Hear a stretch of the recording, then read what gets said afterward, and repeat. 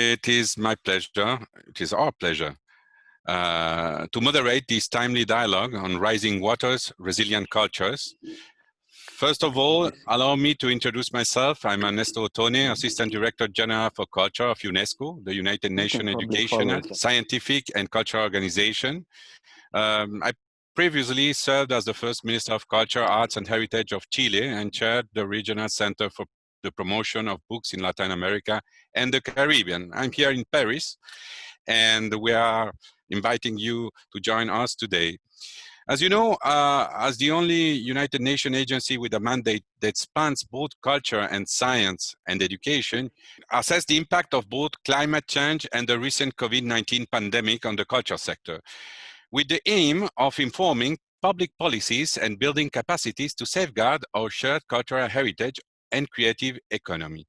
UNESCO efforts have taken on new urgency as this year is a defining year for culture, biodiversity, and climate action. From Tonga to Belize, UNESCO is working to build the capacity of countries and communities to respond to the impact of climate change on culture. At present, UNESCO designated sites protect approximately 10 million square kilometers of cultural heritage and biodiversity around the world. Members of UNESCO Creative City networks such as Jeonju, Melbourne, and Seoul are harnessing creativity for climate change mitigation and adaptation. Yet efforts still need to be further coordinated, culture streamlined, and climate change fully prioritized if we want to succeed at saving our planet. The current context of COVID-19 pandemic is making this even more complicated, exacerbating existing vulnerabilities and weakening the culture sector from its creative actors to its cultural heritage. As you will know, cultural institutions, large and small, are losing millions of revenues every day. The global film industry has recorded losses over $7 billion US. At the same time, the cancellation and postponement of concerts, festivals, performances, film and art fairs, biennales, including this year's Venice Biennale, has decimated the arts, affecting about 30% of the royalties collected for artists worldwide. The crisis has shattered our existing models and urged us to rethink our future through our lens of sustainability and also resilience. In the spirit, we launch ResiliArt, a global movement that raises awareness on the impact of COVID-19 on the culture sector and gives artists, site managers, and cultural professionals a global voice. ResiliArt serves as a bridge between civil society and policymakers to ensure that community needs are fully integrated into post-COVID-19 recovery. To date, more than 80 debates have been organized across approximately 62 countries. Today's dialogue, Rising Waters, Resilient Cultures, aims to engage the arts and culture sector in United Nations global policy discussion and implementation efforts. Organized in the framework of the 75th anniversary of the United Nations and the Future is Unwritten initiative by cultural runners and the World Council of People for United Nations, in partnership with UN75, this dialogue will become part of an official report for world leaders at the UN General Assembly in September 2020. Before I pass the floor to our panelists, I would like to remind you that you will be able to send your question that you would like to ask our panelists through the chat, and the selection will be answered during the question and answer session at the end of today's debate. I would now like to invite our panelists to introduce themselves and briefly present their initial thoughts on today's theme. So I give you the floor. Who will start? Angelique Pouponneau, I give you the floor. Thank you very much, Ernesto, for giving me the floor, and good evening, good morning, good afternoon to everyone joining us. My name is Angelique Pouponneau. I'm from the Seychelles and currently zooming in from one of the few COVID-19 free countries in the world. So if any of you are interested for a luxury holiday on a private island, we are already welcoming private jets. But of course, in an attempt to help rebuild our economy. in all seriousness. So my name is Angelique Pouponneau, as mentioned. I'm a lawyer by profession with a specialism in environmental law, very much focused on law of the sea, but also international natural resources law. My engagement with tonight's topic really has been in international policy making, in that I'm a part-time climate change negotiator within the United Nations Framework Convention on Climate Change. And the thematic area that I follow is one of loss and damage, so very much focused on the destruction of ecosystems, the loss of culture, the loss of traditions, and even as far as the loss of statehood that could be caused due to slow onset events. I support both the government of Seychelles as well as the Alliance of Small Island Developing States, of course, this grouping of 48 small island nations. In addition to that, I have supported countries, in particular island nations in the Caribbean, the Pacific, and the ACE region, predominantly on ocean-related matters from marine biodiversity, climate change, and sustainable fisheries. So that's me in a nutshell, but I'm keen tonight to really delve into issues of rising sea levels when it comes to island nations, the true and real prospect of a disappearing, a whole possibility of many islands disappearing, and what that could mean to our culture, our language, our traditions, and something that we depend so much on, our natural environment. Thank you, Ernesto. I'm Anna Summers-Cox, and I'm a former museum curator. I founded the Art newspaper, but more importantly, from the point of view of what we're talking about today, everybody, was for 12 years, I was the head of the British charity for Venice, the Venice and Peril Fund. And when I joined it, what it did mostly was restore works of art. But I realized that it was rather like sticking plasters on a wounded person who was bleeding to death. And that the big problem, the problem of the water, wasn't being dealt with, because at the time there was a big row about it. So we put a lot of money into a big research project lasting 3 years with Cambridge University, which is how I got to know about rising waters. The second point about Venice is that it exemplifies what is facing us all. Of course, there are the islands which are going to disappear. There are many places that will disappear, but if there is something in people's minds, it is the image of Venice. It's as familiar to people, as striking as that famous picture of the poor little polar bear isolated on its ice floe, which brought home to people what climate change was about. So that is why Venice is something we need to talk about. Good morning. It's 11 o'clock here, and it's my 11 o'clock coffee. So great to have you all over for coffee. I am Hashim Sarkis. I am the Dean of the School of Architecture at MIT, the curator of the 17th Biennale of Venice, and an architect from Beirut. Indeed, the question I had asked at the beginning, before the pandemic, for the Biennale was, how will we live together? It was an open question, one that had not a single answer, but many, and was addressing at that time, at that moment, the increasing polarization in our world.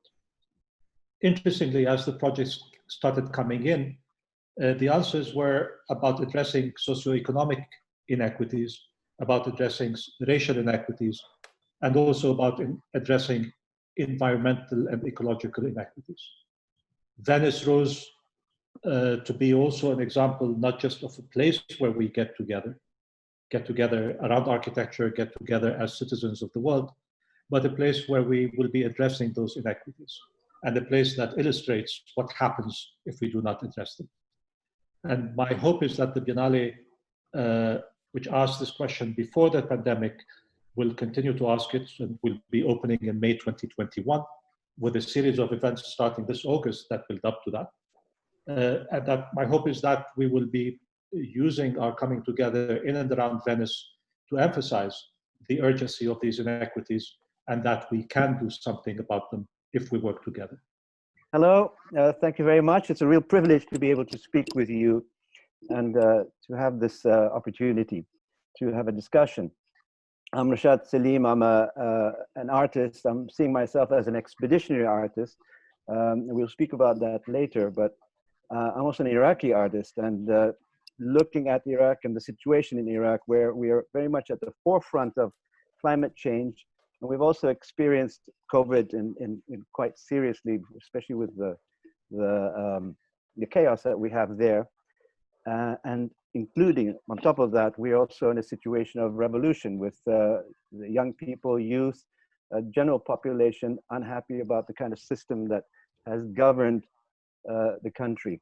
So I'm also representing Iraq for the first time, and this is the very first time that Iraq has a representation at the Venice Biennale architecture.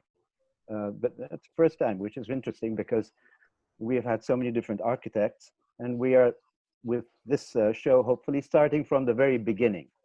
And we'll be speaking about the concept of the exhibition and our pavilion, which has to do with the Ark.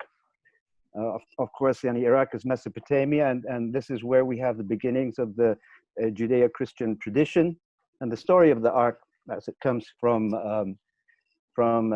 Mesopotamia. However, we also, I'm also an internationalist. I've actually expeditioned before under the United Nations flag with Thor Heyerdahl, a well-known expeditioner, and I'm very much a citizen of the world. And it's interesting to note that there are over 300 different flood stories, and that what we're facing today is actually a new climatic event like the old one that has been recorded in so many different cultures. But it's a real pleasure to be over here, and I really look forward to the discussion that we may have.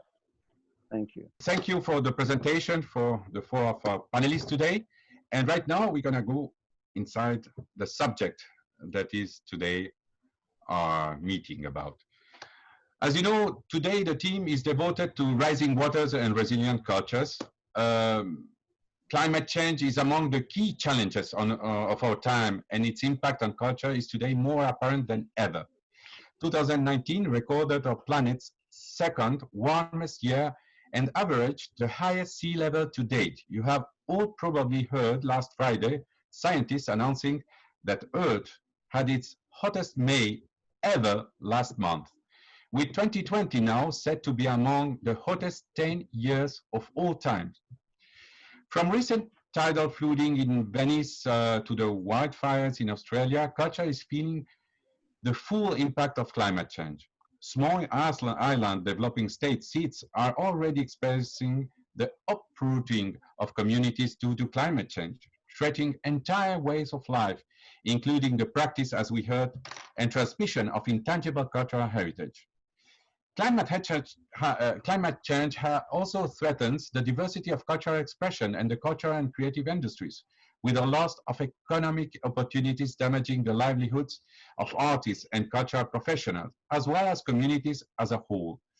The current health crisis and resulting economic downturn, which has hit the entire creative value chain hard and considerably weakened the professional, social, and economic status of artists and cultural profession, could further complicate the challenges of climate change. With 90% of the world museums having closed their doors at the height of the crisis, of which 1 in 8 may never reopen, and 9 out of 10 countries shutting down public access to their World Heritage Sites, communities, and their cultural practices are deeply suffering the social and economic impact. Travel restrictions in all of the world's destinations have threatened up to 120 million jobs in the tourism sector, particularly affecting seats and some place in Africa. The pandemic has also accentuated the risk of poaching at natural sites and looting at archaeological sites, which are left without the necessary surveillance.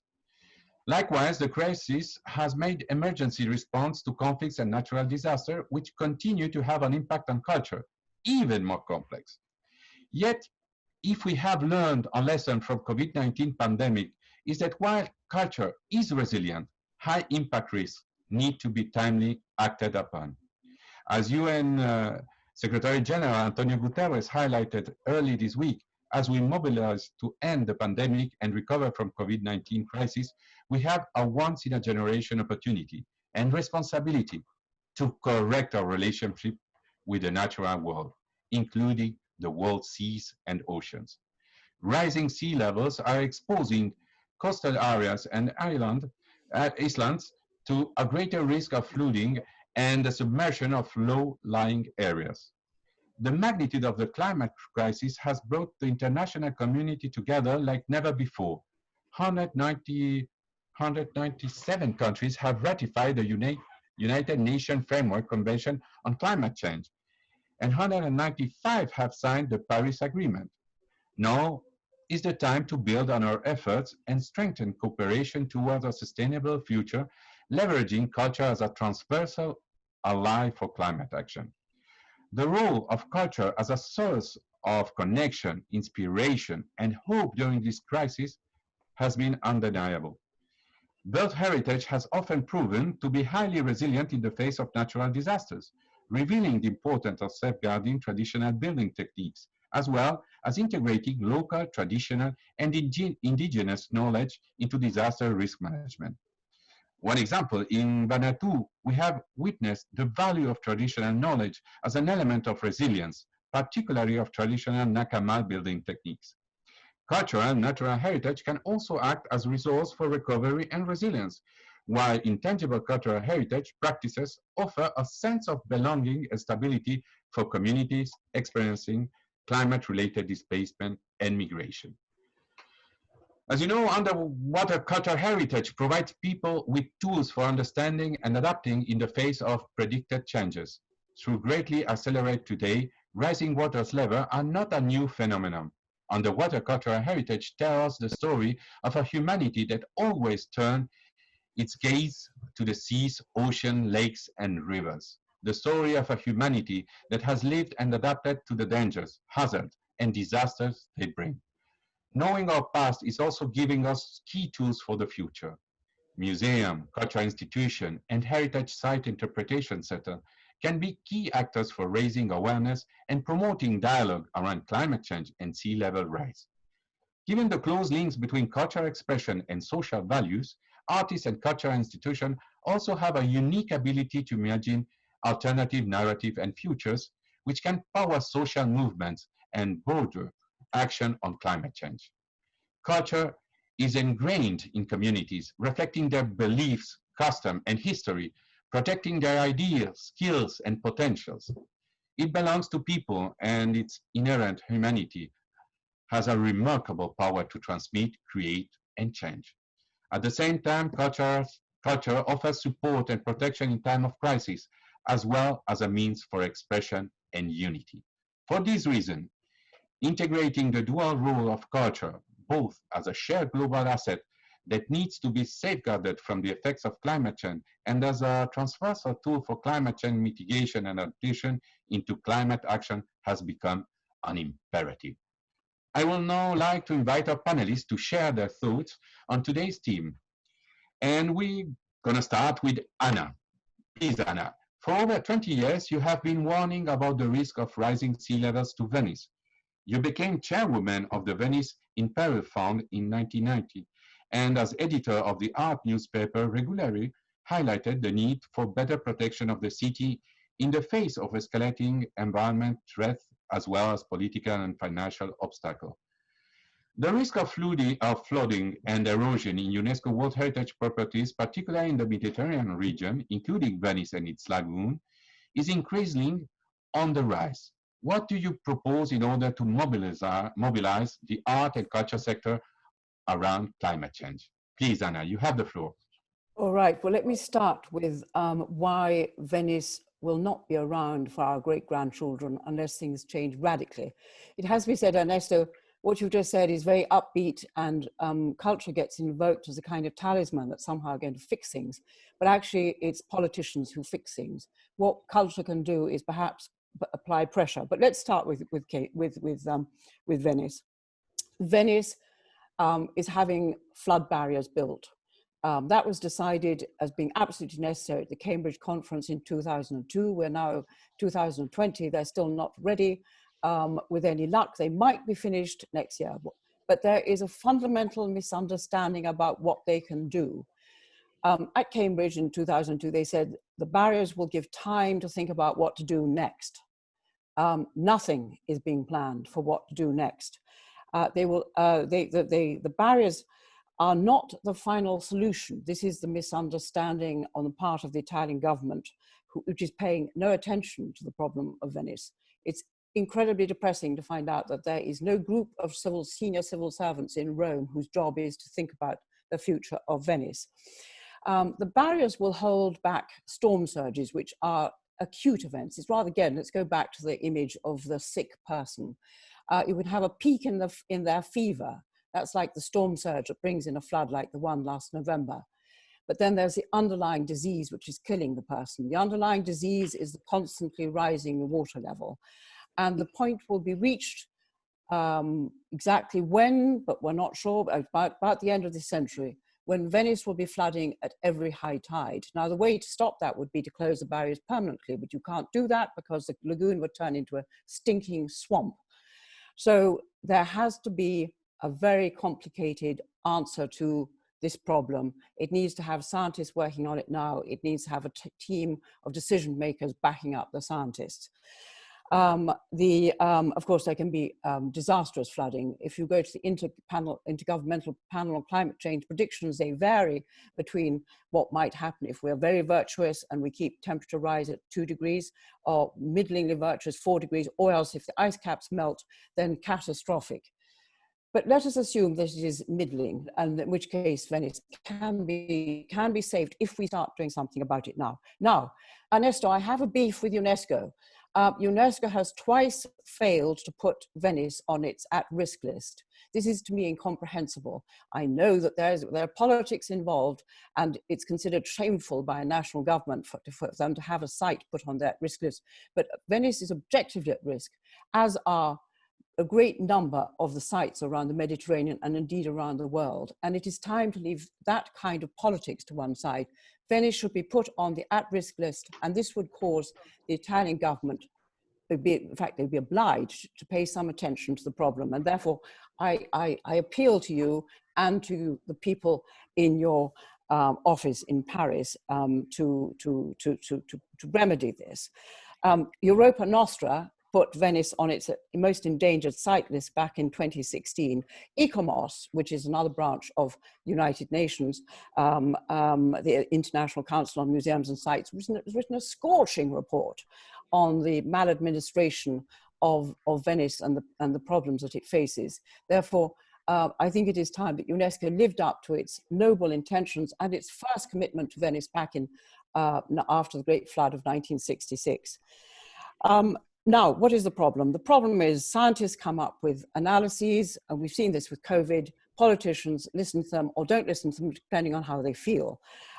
Italy has no governmental structure, as I said, to deal with long-term planning. Long-term planning is not what governments tend to do, because they live short-term and their electors don't think long-term either. But this is something like the climate change problem that has to be dealt with long-term. Perhaps the European Green Deal, this trillion euro package that probably is not trillion euro anymore now that we've had COVID and a lot of expenses. But if that were to include a cultural element, that might be something that could help finance a joint approach to Venice in the future. What can culture do? Well, the first thing that culture can do is overcome media fatigue. I've discovered that journalists have got bored with Venice flooding. What does Venice do? It floods. That's not news anymore. So one's got to present it in a new way. And one of the ways you can do that is by enlisting the people who actually go to Venice, the tourists, the people who deal with the tourists, the tourist agencies, the guidebooks, the tourist guides, the hotel porters. Every one of them should be apprised of what's happening to Venice, and there shouldn't be a single thing written about Venice that says, enjoy it now because your great-grandchildren won't be able to do so unless something happens. The entire artists obviously should get involved, and the job of artists, because they think in a different way from us human beings, there you are, do it, you've got to do this. You've got to make us see the problem, feel the problem. We've got to overcome the boredom movie makers. Just think what the BBC's Blue Planet TV program with David Attenborough did to raise awareness of plastic in the seas. So scientists, you need to work more on Venice. Politicians, you need to listen to the scientists, and artists, you need to make us feel Venice. Thank you, Anna. I will give the floor, but I have to answer because she asked me directly as UNESCO member. You have to know, Anna, and it's not new for you. Intergovernmental institution in the World Heritage Committee, it's the member states who take decision. As you know, ICOMOS is our advisory body, and IUCN also, and we do advise to the member states, but at the end, it's the committee who takes decision. And you have to know that this year, it will be reviewed, Venice Lagoon, so, all the package. So I hope, as you said, that, and we think as Secretariat, that when you put a site in the danger list, many times it has been a driver to change things. And we saw when we see a site, natural sites especially, that are coming from the list in danger to get in the representative list or in the most important list, it's really exemplar. We had one in Belize 2 years ago, and I can assure you, they waited 14 years to work together to the corals, and they recover it. So I have hope that member states will take the good decision to ensure that we're going to do something. And I think you're right. Culture should be part of the solution, and not only as advocacy, but also to propose some ideas. So I'm very happy to hear your reflection. Now, Hashim, in the context of this year's Venice Biennale, now postponed to 2021, how are today's architects responding to the threat of rising sea levels and our broader climate and ecological emergency? Your Biennale exhibition asks the question, how will we live together? And includes a section dedicated to Venice resilience. Traditional local indigenous knowledge, as well as vernacular architecture and creative architectural design, can be a powerful resource for climate change adaptation, with the potential to save lives and property from natural disaster. How could the architecture of the future contribute to the resilience of cultural sites and communities at risk of rising sea levels? Please, you have the floor. Indeed, the question or the theme of the Biennale is how will we live together, and it asks it at 5 scales. As diverse beings, including non-human beings, as new households, new types of family and groupings, as emerging communities, across borders, so that we don't adhere to political borders, but if we want to live together, and as one planet. And the question of rising sea levels and the oceans appears in all scales almost, but primarily in the scale of one planet and the scale across borders. In the one planet, many of the architects are imagining a world, both dystopically and utopian, in a utopian way, where the sea level rise is a reality, and how do we deal with it?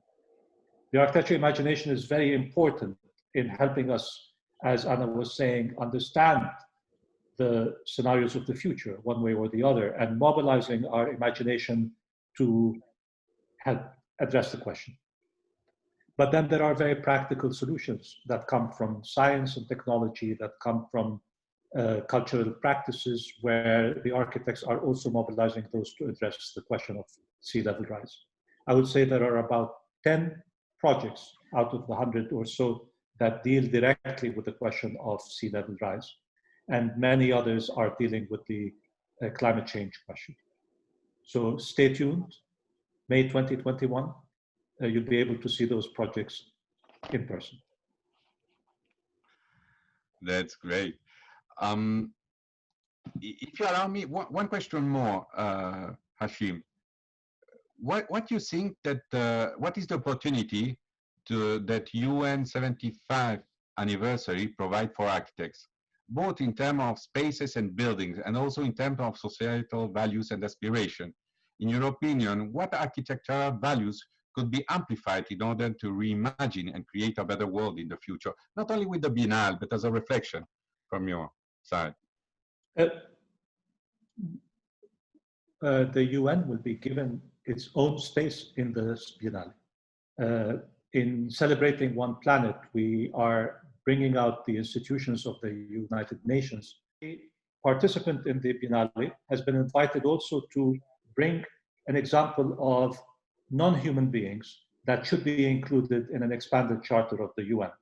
And you can imagine that this exhibition is focusing very strongly on the environmental dimension that needs to be incorporated into the UN Charter moving forward. And let me say that symbolically, the coming together in Venice is hugely important, because saving Venice is about saving the world. And we are hoping that there will be more collaboration with the United Nations in Venice about climate change and about the world. Thank you, Hashim.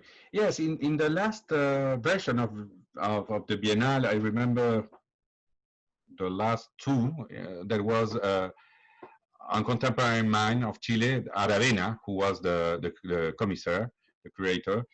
And there was a reflection that was beginning with this architecture that is planning, urbanistic planning with environment. And that's something that it's very important, because we don't understand anymore architecture as we understood it 10 or 15 years ago.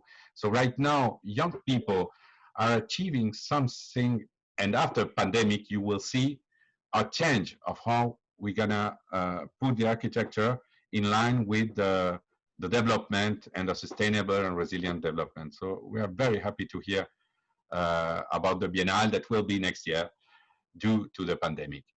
Now I'm going to Angelique. Protecting economic, social, and cultural rights in the aftermath of crisis is absolutely crucial. The COVID-19 pandemic has recently stressed just how vulnerable the status of artists, for instance, can be, particularly in the face of crisis and natural hazards. Your work for the Island Right Initiative included protecting cultural rights in the face of rising sea levels and climate change. What has been your experience protecting cultural rights in that context, and what culturally would be lost if the Seychelles were to disappear to the rising sea levels? Through its cultural convention, particularly the 72 convention that was mentioned before, the World Heritage Convention, UNESCO has been tirelessly supporting countries worldwide in the safeguarding of the cultural and natural heritage. Seychelles currently has two natural sites inscribed in the World Heritage, Aldabra Atoll and the Valley the Marine Nature Reserve. What are your thoughts about protecting natural and cultural heritage within vulnerable sites like Seychelles worldwide?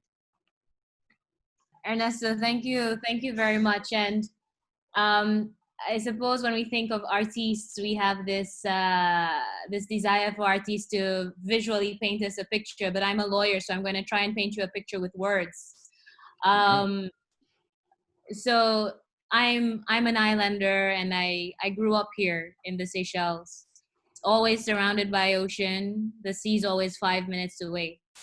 When I was growing up here, every weekend we would be by the beach, swimming in the waves, looking out for fish under the water, looking out for whatever we could find. And we're always curious about what lives beneath the ocean.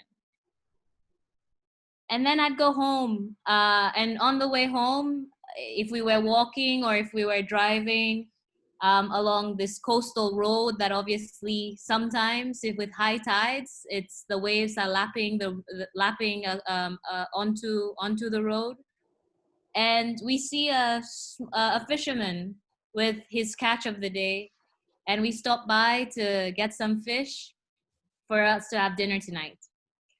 So as the evening draws near, we'll start a small fire. We'll grill the fish on the fire. We'll enjoy our meal, and then we'll start singing songs in our local language, in Creole. And then we'll start to dance around the fire, warming the skins of the drum with the fire, and we'll dance the mucha. But then one day you wake up and it's all gone. And everything you knew to be yours, everything you perhaps once took for granted, is no longer there. So this is a growing, continuous concern for island nations. And how this is protected is a difficult question, especially because many of these situations are legal and political scenarios.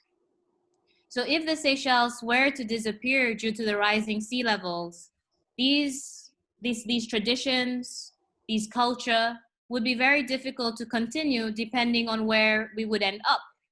Of course, I assume that that we won't sink with the ship, and that we will be able to, as a people, be able to migrate to other places. I doubt it will be to migrate to one other place, but we would probably be scattered around everywhere. And that raises real questions about protecting culture. So I'll start with culture, because I think there's the last question you asked about protecting natural heritage when the state possibly no longer exists is a tough one.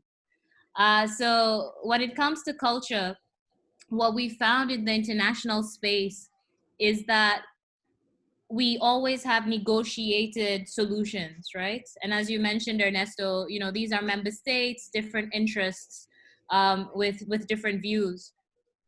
And we know this is a fact that migration is a very sensitive subject for many different countries, and how they deal with it is a very sensitive political decision. We've heard from Anna about the voter, the perception of the voter in decisions being taken by politicians. So imagine being homeless and seeking a home, and let us say, and at the moment, the only acceptable, if you look at a range of international agreements or pacts that are being developed, the only acceptable solution is for migration is integration. So and the word integration has been left deliberately open and not explained. But generally, the idea is that you would go into your host country and abide by their rules. Right? So I'm not sure I could start a fire in an apartment in London. I think that would be particularly problematic. Or start to grill fish on a fire, or start to dance around a fire in a closed apartment in London. So what that could mean and is likely to mean, and I'm happy to later on share examples of where this has happened before in the Indian Ocean. But it is very likely that we will no longer be practicing our culture, be practicing our traditions. And of course, as new generations come along, it is very easy to lose language as you adopt the language of your host country. So the question is, do you employ a solution that is used for voluntary migration? And integration is usually the go-to solution when it comes to voluntary migration. You come in, you play by the rules, you integrate. But when you are forced out of your country by climate change, I do wonder whether we need a different solution. And in fact, integration is actually a threat to loss of culture. And of course, we're going to need, I suppose, I'm not going to place this responsibility on UNESCO, but we're going to need to find ways to, how do we maintain culture? And oftentimes, as I mentioned, there is an example in the Indian Ocean with Diego Garcia, where people have kept their stories alive through music. And I think that is definitely one way of to our natural environment. As you know, our Vallée des Mets on Pralin, that's our second biggest island, and then we have Aldabra, the atoll, quite far away from the mainland. And the only reason I believe that we are managing these areas as a UNESCO World Heritage Site is because it falls within our marine space, our exclusive economic zone. But if you, and here I perhaps are going to be too legal, but if you look at the Law of the Sea Convention, it is very clear that protecting the UNESCO World Heritage Site, maybe these places will be in the high seas if the Seychelles is no longer there. I know there are many academics engaging in these discussions, but at the end of the day, it's very likely that we have a political solution that is negotiated within the United Nations framework. And I suppose my final point will be that we've learned from COVID. When we are faced with crisis, and in the heat of crisis, in the heat of the moment, sometimes we don't make the right decisions. Let us take the time now when the fire is not just out our door to actually make some rational, good decisions. So I'll end there, UNESCO. Thank you. Ernesto, sorry, thank you. Yes, thank you, Angelique. I'm not yet UNESCO. I'm on my own personality. No, it's so important what you were talking. As you know, one of the World Heritage Sites that is in my country is the Rapa Nui, the Easter Island. And when you were telling us the story on how is to live on an island, is one of the best, most beautiful places that I've been many times. And when you speak with the tradition fathers that are on an island, you understand that community have been tried to disappear for many reasons, political, wars, but they continue there. And that's the importance of the heritage and the memory. And you are right, how you conserve a memory if you don't have the possibility of to understand what is nature. So climate change is something that that should be in the voice of every child. I have many girls, I have 3 girls, and I can assure you that when you hear them to speak about it, it's another voice that our generation. And that's give us hope that there is a generation who is reflecting about all these issues, and they will be the one that at the end will stay for us in the future. So thank you, Angelique. And now to Rashad. Your project, I Reimagined, is a quest to reimagine the arc based on Mesopotamian cultural heritage, as you described, and has become an expeditionary journey into Iraq today, seeking of remnants of crafts and construction techniques that have endured since earliest recorded history. The project will represent Iraq, as you told us, at the next Architectural Biennale of Venice. Can you tell us more about the project and how it came to be? You call yourself an expeditionary artist. What does this title mean to you, both personally and professionally? And why do you think expeditionary artists are important now during this 10th year implementation period of UN global goals and also in the future? You have the floor. Thank you very much.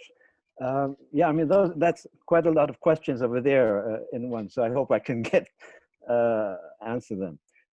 One thing is that I am an artist and from a family of artists and modern artists, and we must start to think that art and architecture and all of these subjects have different perspectives in different times and different eras and different peoples and different traditions.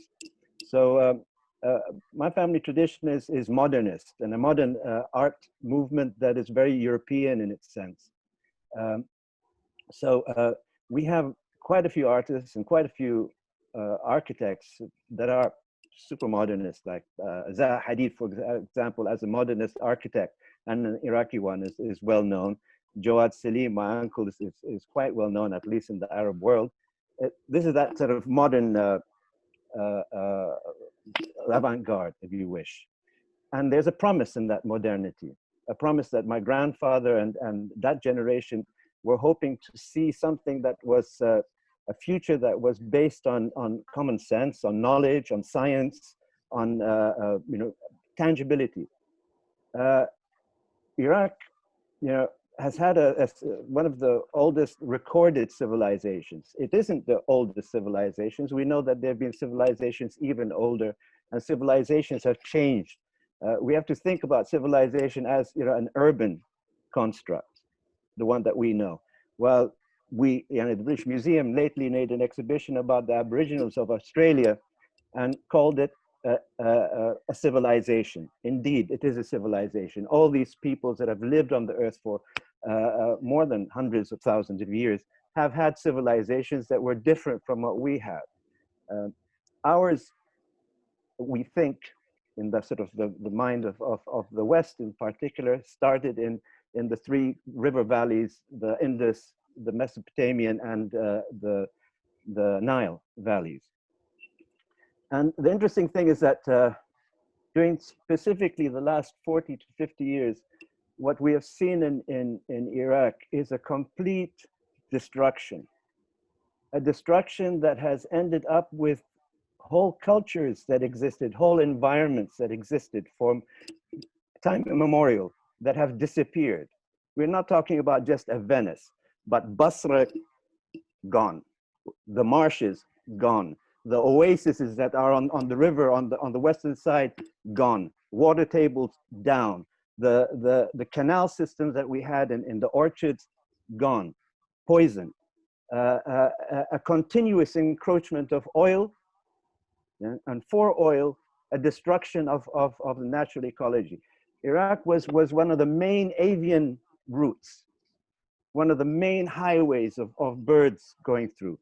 That has been disrupted and destroyed. If you talk about animals, we have lost the fauna, the flora, etc. In the last 40 years, whatever was built in the infrastructure in the country through the gains of oil was destroyed by military machines. And we have that going on in Syria, we have that going on in Libya, we've got that going in all these areas, causing massive disruptions, massive human displacements. And we're talking about millions and millions and millions of people putting on pressure on Europe and other places because their home has been destroyed. So when we look at this region, and I really think of it and see it as a geographic rather than as a national entity. So when I think of myself as someone who is in love, who's obsessed even, not with Iraq, but with a region that stretches from the Straits of Hormuz at the end of the Gulf to the Zagros and the Taurus Mountains and the Mediterranean Sea. What, you know, every school child knows as the Fertile Crescent. Well, now the Fertile Crescent is threatened seriously with complete destruction, yeah? Utter destruction. Yeah? And we have to do something. So happily, I'm proud to say that we have many excellent, great, brilliant modern artists who express the anger, the identity, the issues of war, etc. But there has been a gap in Iraq. There's been a major gap that I felt the need to somehow address, and that gap has been, we have not a single, we're totally into modernism, but we don't have a single architect that's specialized in vernacular architecture. We are a riverine culture. Two of the greatest, the Tigris and Euphrates rivers, Basra, one of the major ports that gathered all of Asian trade and brought it into Europe, the Silk Road, etc. All of that passes. Iraq, that area is the nexus of the old world civilization, reaching to Venice and from Venice up into Europe and all these different trade routes. And yet we don't have a single expert or knowledgeable person about the maritime heritage of Iraq. Yeah? While other countries, the Gulf, Kuwait, Oman, etc., do. Yeah? We have had a 40-year period of wars that has totally decimated the country. And I see the kind of mindset that allows this form of destruction in the kind of interpretations people have had of the story of the Ark. Yeah? There, like I've mentioned earlier, Europe and the Judeo-Christian tradition. Sure, you can show. That's a good one.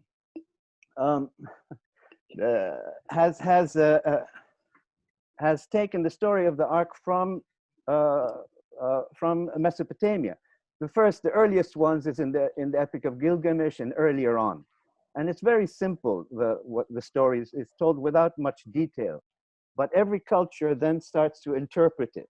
You have a sort of a Chinese whispers, where they take the story of the Ark, Noah's Ark. It wasn't Noah before, and also interestingly, in the beginning, in the Sumerian story of the Ark, Noah's Utnapishtim's wife was part of the story. But with the patriarchy, etc., you don't even have any more Noah's wife. It's just Noah. Yeah, and one of the things that happened. But also each culture then starts to interpret the story in their own image and calls it the truth. Yeah, though it has nothing to do with the place or the time that Ark happened. So you find, for example, in Tennessee, $2 million recreation of an Ark, or Russell Crowe in a film that's totally dependent on supernatural intervention, and so and I have I've had the privilege of traveling with Torheyda, who built the Kon-Tiki, the Ra expedition. He proved that people in prehistory, earlier on, could have crossed oceans. We weren't disconnected. Waterways connected us. Yeah. So it is through these sort of sets of things that I sort of looked at the Ark and thought, how could this Ark have been built? Had it been built? I'm not interested in proving if there was an Ark or not. That's besides the point. But had there been an Ark, how would it have been made in its time and its place, which happens to be not in Mesopotamia, Iraq, but in the Gulf, which is now inundated, because at the time when between the transition from the Pliocene to the Holocene age, the Gulf was like southern Iraq was a while ago, with marshlands, etc., and it got flooded. So actually, the Ark is a Gulf Ark,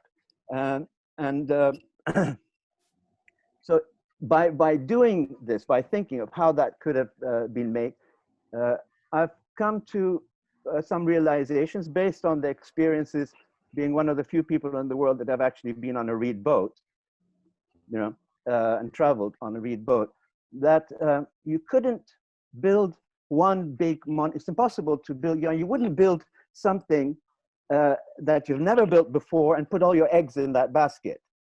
I mean, that would be insane. What you would do is bring together what you know, everything that you've tried, that you have experienced from, and try to connect it into one unity.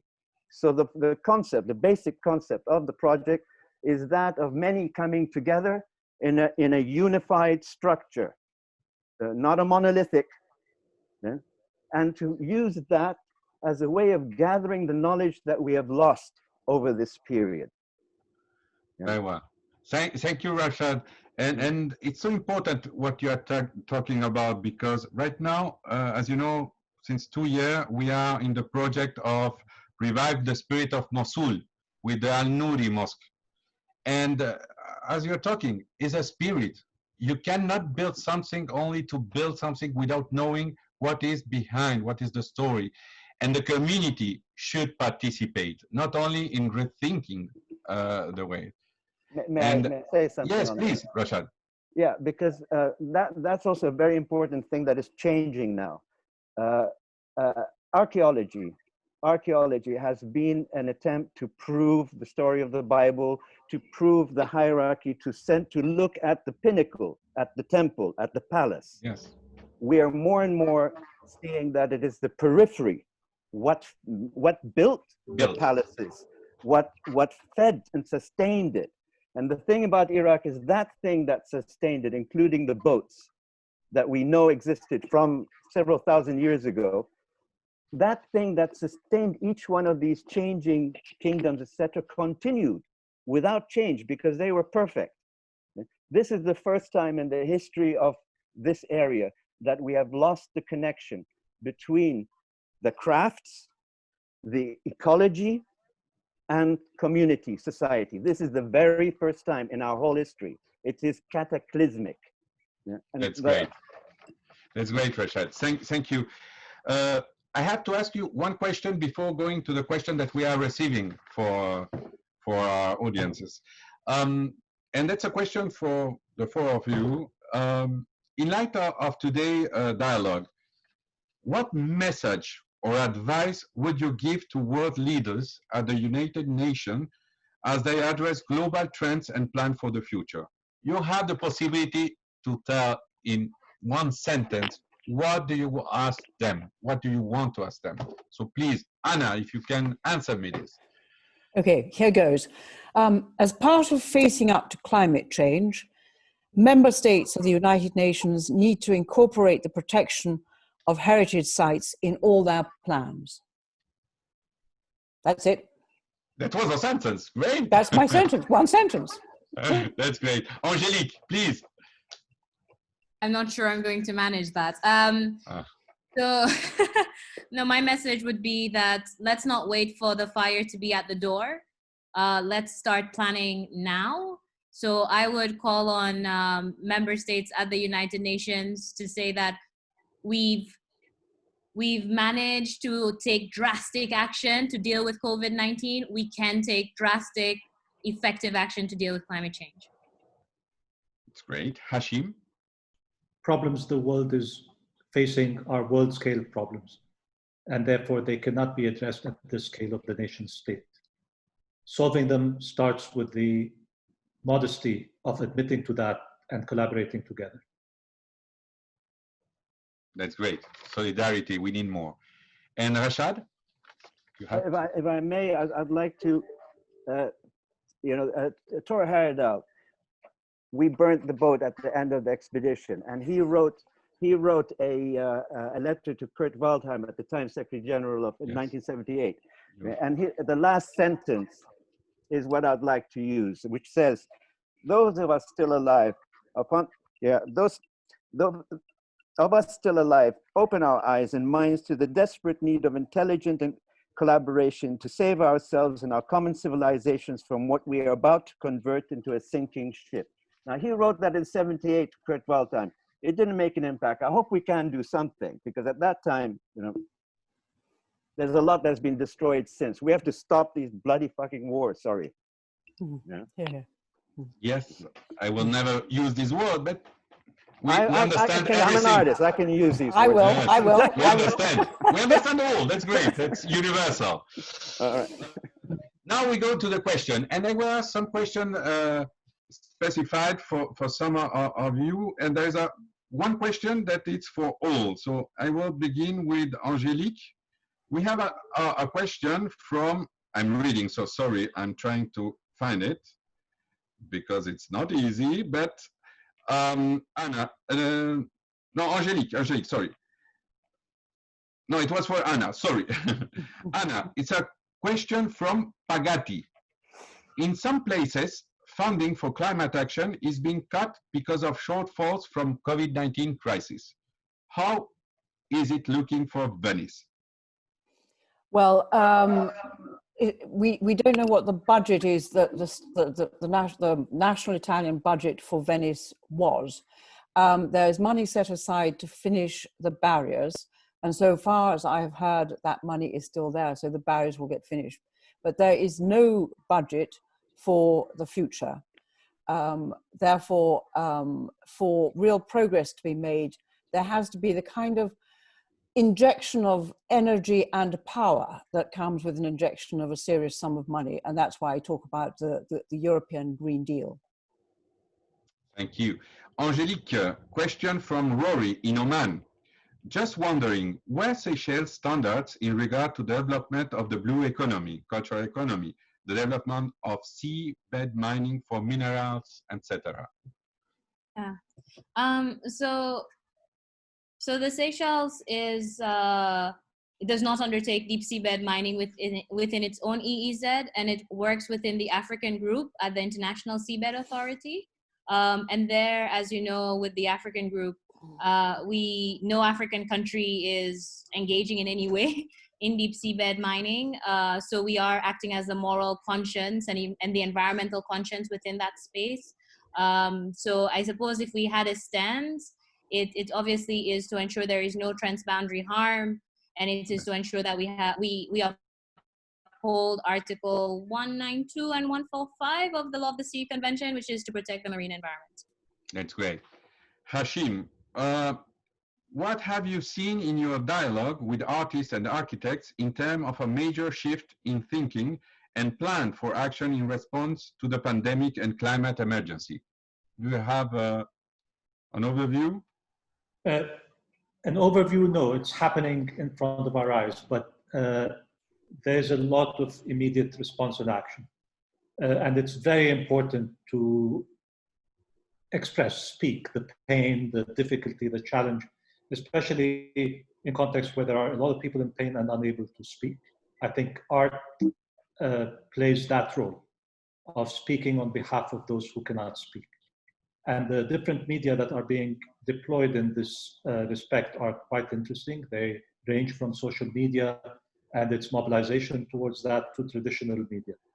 It's too soon to have an overview, but my hope is that one platform or the other should be able to take that on. We will be having that kind of overview in Venice, not so much in the form of an exhibition per se, but in the form of a discussion around the ways in which architects particularly have been able to mobilize to address the pandemic. Very well. And the last question that goes to Rashad.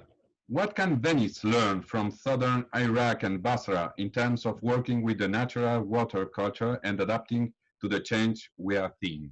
That's a question from Ahmed in Saudi Arabia. Well, one thing that we're trying to learn is the actual relations that Basra and Venice already have. There's been a link between the two from the Abbasid period, and Venice is actually the Basra of the West, as as you explained it. Yeah, I mean, technically speaking, yes. I mean, anyway, but there's a lot of things that we can learn. Basra is a lot more degraded than Venice is. So I think one of the objectives that I'm looking for in this Biennale is to twin the two, and there to be some kind of activity between Basra and Venice, and including understanding, because Venice has lost a bit of its connection with the marshes that used to be. The actual geography of Venice is very similar to Basra, with a marshland area, wetland area around. It is a wetland that was turned into a town, into a city. And the link with the Po to the mountains is very similar again, even the same type of boats. So I think it's not a matter of learning, but of communicating and learning through exchange. And hopefully we can set up something in this Biennale that would take it one step ahead, in creating this kind of dialogue and lived all together. Yeah, we can do it. That's great.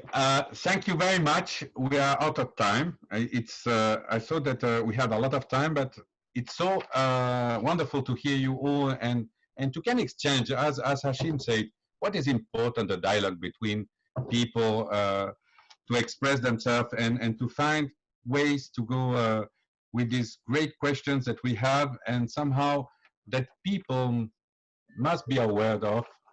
So I will leave Anna, but before I wanted to thank you all. It has been a pleasure. It's really great to hear you, to see you, and to can reflect about issues that are important for us and for the future generations. So Anna will introduce 3 videos to finish. Thank you. Thank you to all. Anna, you have the floor. The first video is by Andrea Rinaldo, who is appropriately Venetian born. He is a full professor and director of the Laboratory of Eco-Hydrology. at the École Polytechnique Fédérale of Lausanne and a member of the National Academy of Sciences of the United States. He has also played for Italy in 4 international rugby competitions.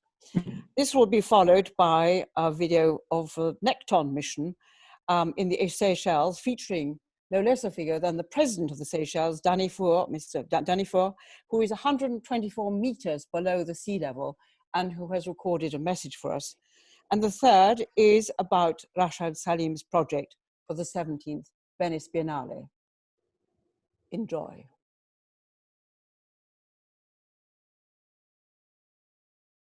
The picture you see behind me speaks volumes of what the pandemic had done to my hometown, the city of Venice. Even the doubts that we have in recognizing that this picture is upside down, in fact, in full daylight, in fact, tells us how fragile Venice became, how fragile Venice is today. And put all eggs in one basket, and this is what happens. And as Venice has done with the tourism lately. And this is also a testament to what we should expect in the future. Once a full-fledged city, Venice was in fact prospered, in particular, right after pandemics. We had at least 3 in history, capital H, one we've called a time, in the 14th century, the 16th and the 17th century, in fact. And why? Because my ancestors were capable of adapting and reacting quickly. And thereby, they were masters of innovation, and we props of that. Would that be a message of despair? Of course not. Would Venice instead be the city of the future?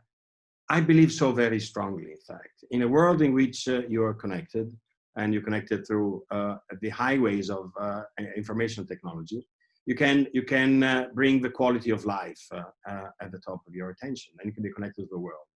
In fact, I believe that right now, we see this as a major opportunity for us to look ahead in a world that recognizes that this jewel of blending of a built and a natural environment will be the city of the future. Yours sincerely, Andrea Rinaldo.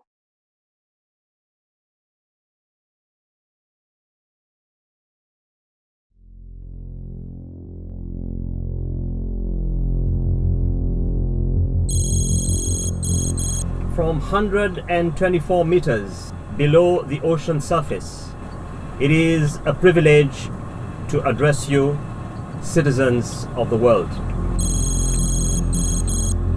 This is a historical moment for my country, Seychelles. The sea has a special relationship with all of us, and it is clear to me that it is under threat like never before. It is vital that we have more data, more information to clearly chart our way forward. This issue is bigger than all of us, and we cannot wait for the next generation to solve it. The time to act is now.